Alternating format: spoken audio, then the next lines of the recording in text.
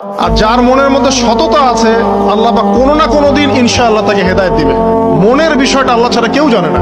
আপনি দেখতে পারেন সমাজে অনেকে দাড়ি টুপি পাগড়ি জুব্বা সব লাগিয়ে ঘুরছে, বিশ্বাস করেন তাদের মনটা এমনও হতে পারে যে জানোয়ারের চেয়েও কুৎসিত, এমনও হতে পারে।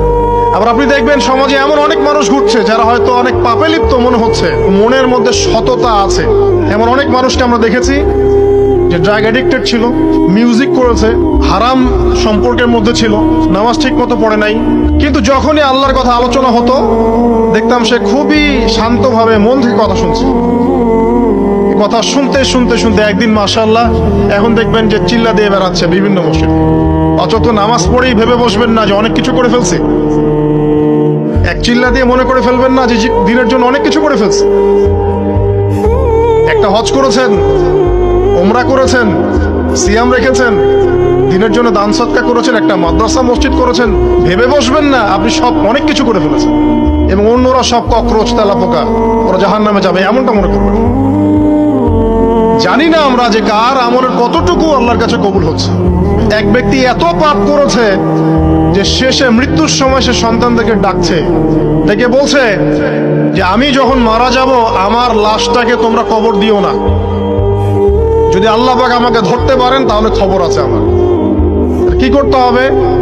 সে বলছে যে আমার দেহটাকে তোমরা পুড়িয়ে ফেলবে এবং পুড়িয়ে ফেলার পরে ছাইগুলোকে একত্রিত করবা, পুরো অর্ধেক ছাই সমুদ্রে ভাসিয়ে দিবা, অর্ধেক ছাই বাতাসে উড়িয়ে দিবা।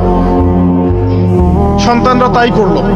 মৃত্যুর পর আল্লাহ পাক এই সমুদ্র এবং জমিনকে বাতাসকে আদেশ করলেন যে তোমরা ছাই জড়ো করে দাও।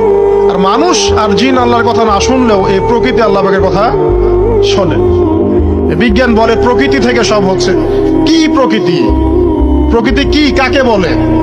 মানুষকে আল্লাহর ইবাদতকে বাদ দিয়ে প্রকৃতি পূজায় নিয়ে গেছে। এই পুরো প্রকৃতি আর মহাবিশ্বে এক আল্লাহর ইবাদত করে। কে সৃষ্টি করলো প্রকৃতি? প্রাকৃতিক ভাবে হয়েছে সবকিছু বলে, আল্লাহ থেকে হয়েছে বলা যাবে না। বললে আপনি মৌলবাদী হয়ে যাবেন। আল্লাহ শব্দ ইউজ করলে আপনি মৌলবাদী হয়ে যাবেন। ধর্মতাত্ত্বিক শব্দগুলোকে আস্তে আস্তে উঠিয়ে দেওয়া হয়েছে। দেখবেন যুক্তি, বিজ্ঞান, দার্শনিক শব্দগুলোকে আনা হয়েছে। এটাও টেকনিক্যালি করা হয়েছে।